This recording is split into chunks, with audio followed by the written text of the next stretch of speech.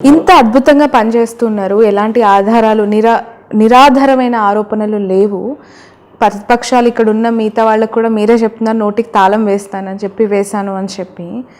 మరి మీ పార్టీ నుంచి మీ నాయకుడి దగ్గర టికెట్ కోసం బల ప్రదర్శన చేస్తూ ఉన్న వాళ్ళని ఇక్కడే అధికార ఎమ్మెల్యే ఉండగా పక్కన ఎక్కడో వెళ్ళి మీ పార్టీకి సంబంధించిన వ్యక్తి బండి రమేష్ ఆఫీస్ కూడా ఓపెన్ చేసుకునే పరిస్థితి, ఎందుకు ఆపలేకపోయారు? ఎందుకు సైలెంట్గా ఉన్నారు? ప్రజలు స్వేచ్ఛ వాతావరణంలో కార్యక్రమాలు చేసుకోవటం అనేది సహజం. కానీ ఒక పార్టీలో టికెట్లు ఆశించే వాళ్ళు సహజంగా చాలామంది ఉంటారు. ఓకే, అలాగే అతను కూడా ఆశిస్తున్నాడు. అతని ప్రయత్నం అతను చేసుకుంటున్నాడు. ప్రయత్నం చేసుకోవటంలో తప్పలేదు. కానీ ఆ ప్రయత్నం ఎలా చేయాలి అనే దాని మీద మనం స్వయంగా నేను ఎక్కడున్నాను అని చెప్పి మనం ఆలోచన చేసుకుంటే ఆ ప్రయత్నం ముందుకు పోవటమా ఆపుకోవటమా టికెట్ తెచ్చుకోవటం అనేది రిజల్ట్ వస్తుంది. అంటే కొన్ని సందర్భాల్లో అనిపిస్తూ ఉంటుంది కదా, మీ పార్టీలోని వ్యక్తే మీకు సంబంధించిన పదవిపై కన్నేశారని చెప్పి ఏం జరుగుతుందో, మరి టికెట్ వస్తుందో రాదో అనే ఆలోచన కానీ రాకుండా ఉంటుందా? సాధ్యమయ్యే పనేనా మీకు? అది వాళ్ళకి తెలియాలి.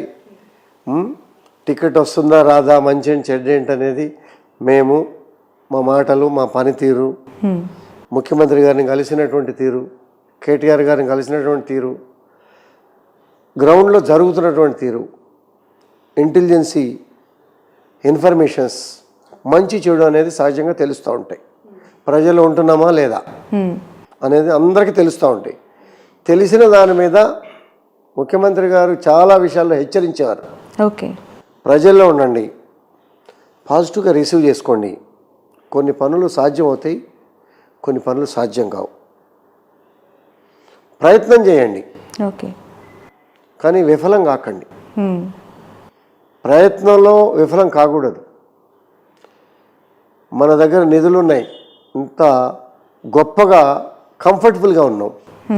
ఒక్క కరోనా వచ్చి ఇబ్బంది పెట్టింది తప్పించి అన్ని కోణాల్లో 29 రాష్ట్రాల్లో నెంబర్ 1 స్థానంలో మనం ఉన్నాం. కాబట్టి మీరు ఎక్కడ భయపడాల్సిన అవసరం లేదు, దేనికి భయపడాల్సిన అవసరం లేదు. నిధులు ఏర్పాటు చేసే బాధ్యత నాది. పనులు చేసి ప్రజల అవసరాలు తీర్చి ప్రజలు మెప్పించే బాధ్యత మీది. ఓకే, ఒక ఎమ్మెల్యేగా ప్రతిపక్ష పార్టీల నుంచి వ్యతిరేకత లేదంటే పోటీతత్వం అనేది ఉంటూ ఉంటుంది ఎన్నికలకు ముందు. కానీ గాంధీ గారి విషయంలో సొంత పార్టీ నుంచి తీవ్ర వ్యతిరేకత కొనసాగుతూ ఉంది అని అనిపిస్తోంది. 100% వ్యతిరేకత అనేది లేదమ్మా. సహజంగా ఏంటంటే 100 మంది ఉంటే 100 మంది నన్ను పొగుడతారా, చేసిన పనులను మెచ్చుకుంటారా? అన్నీ మెచ్చుకుంటే వాళ్ళ ప్రతిపక్షాలు అనేవి ఉంటాయా?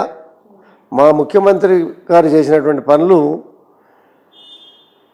దేశంలో ఏ ముఖ్యమంత్రి చేయలే. ఓకే, ప్రశంసలు పొందుతూ ఉన్నారు. ప్రతి పనిలోనూ అవార్డ్స్ వస్తూ ఉన్నాయి. మరి మా ముఖ్యమంత్రి గారిని మెచ్చుకుంటున్నారా? బురద చల్లేవాళ్ళు బురద చల్లుతారు. ఆ బురద అవాస్తవాలు ఎంతవరకు నిజం అనేది కూడా ప్రజలు గమనిస్తారు. వాస్తవానికి ఎప్పుడు కూడా పట్టం కడతారు. సో బండి రమేష్ గారికి ఛాన్స్ లేదు, నెక్స్ట్ మీకే మళ్ళీ టికెట్ కన్ఫర్మ్. ఆయన ప్రయత్నం లోపం లేకుండా చేయమనండి, చేసుకోమనండి. మా ఇద్దరిలో ఎవరైనా మెరుగైన క్యాండిడేట్ అనేది ముఖ్యమంత్రి గారు నిర్ణయం తీసుకుంటారు, టికెట్ ఇస్తారు. ఆయన పని ఆయన చేసుకుంటాడు, నా పని నేను చేసుకుంటా. అరికెపూడి గాంధీ గారికి కాకుండా ఒకసారి ఛాన్స్ ఇద్దాం రమేష్ గారికి లేదంటే ఇంకో జగదీష్ గౌడ్ గారికి అనుకొని ఉంటే మీ నెక్స్ట్ స్టెప్ ఏంటి? నేను పార్టీలోనే ఉంటా, పార్టీకే పనిచేస్తా. ముఖ్యమంత్రి గారి నిర్ణయమే ఫైనల్ నిర్ణయం. ఓకే, నేను ఒకసారే పార్టీ మారా. పార్టీ జంపింగ్ల మీద నాకు తీవ్రమైన వ్యతిరేకత ఉంటా పార్టీలు మారటంలో. అవునా? పార్టీలు మారటం చేయటం, నేను గడప దాటడానికి చాలా బాధపడ్డా. దాటా. ఆ పార్టీ ఇక్కడ లేదు కాబట్టి దాటాం. దాటినందుకు నా ప్రజలు సంతోషంగా ఉన్నారు, నన్ను నమ్ముకున్న ప్రజలు సంతోషంగా ఉన్నారు. రాజకీయ జీవితం అనుకున్నప్పుడు ఒక పార్టీ ద్వారా తమ ప్రస్థానాన్ని కంటిన్యూ చేస్తే అక్కడ ఎదురు దెబ్బలు తగిలినప్పుడు ఇంకో పార్టీకి వెళ్ళి ప్రజలకి సేవ చేయాలనుకునే వాళ్ళ పైన ఎందుకు మీకు అంటే ఐ మీన్ మీ ఒపీనియన్ ఏంటి? తప్పెలా అవుతుంది? అంటే తప్పని నేను అనగా వాళ్ళ మనోభావాలు వాళ్ళవి రోజుకొక పార్టీలో ఉండి ఏమీ చేయలేక ఆ అధికార పార్టీ మనోభావాల ప్రకారం మన మనోభావాలు కూడా మార్చుకుంటూ పోతే ప్రజల్లో చులకన భావం. కానీ కష్టం వచ్చినా నష్టం వచ్చినా కమ్యూనిస్ట్ భావాలు మారినాయా? మంచి భావాలు, మంచి భావన, మంచి భావాలు, ఆ తత్వంతో మనం స్టాండర్డ్గా ఉండి ఉన్న చోట పని చేసుకొని మనం నిలబడాలి తప్పించి రోజుకొక పార్టీలో వెళ్ళి అవకాశవాదంగా ముందుకు పోవటం అనేది నా మనస్తత్వానికి నచ్చదు. సర్వే చేయించుకున్నారా రాబోయే ఎన్నికలకు సంబంధించి? మీ నియోజకవర్గంలో ఎమ్మెల్యే గారి పైన ప్రజలకున్న అభిప్రాయం ఏంటి అని కనుక్కునే ప్రయత్నం చేశారా? మా ముఖ్యమంత్రి గారు సర్వే చేస్తున్నారు, ఎప్పటికప్పుడు మంచి చెప్తున్నారు, చెడు చెప్తున్నారు. చెప్పిన మంచి ఏంటి, చెప్పిన చెడు ఏంటి ఓపెన్గా చెప్పండి. మీకు ఇప్పటి వరకు ఇచ్చిన ఫీడ్బ్యాక్స్లో 60% భాగం మంచి ఉంది, 40% భాగంలో పర్వాలేదనే భావన ఉంది, బాగా చేయలేదు అనే భావన కూడా ఉంది. రెండు ఉన్నాయి. ఆ చేయలేదు అనే భావన మీద కాన్సన్ట్రేషన్ పెడుతున్నా. సాధ్యాసాధ్యాలు ఇందాక నేను చెప్పా, సాధ్యాసాధ్యాలను బట్టి పనులు చేస్తామమ్మా. ఆ చేయలేదు అనే భావన అక్కడ వస్తుంది. ఎక్కువ బడ్జెట్తో కూడుకున్నటువంటి కార్యక్రమాలు. ఈ బడ్జెట్ మూలంగా 100 కాలనీలు బాగుపడతాయి. ఈ బడ్జెట్ మూలంగా ఈ ఒక్క కాలనీ బాగుపడుతుంది. 100 కాలనీలకు ప్రిఫరెన్స్ ఇస్తామా, ఒక్క కాలనీకి ప్రిఫరెన్స్ ఇస్తామా?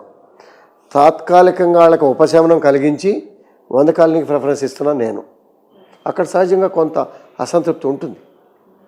ఇటువంటి సమస్యల మూలంగా కొంత అసంతృప్తి ఉంటుంది.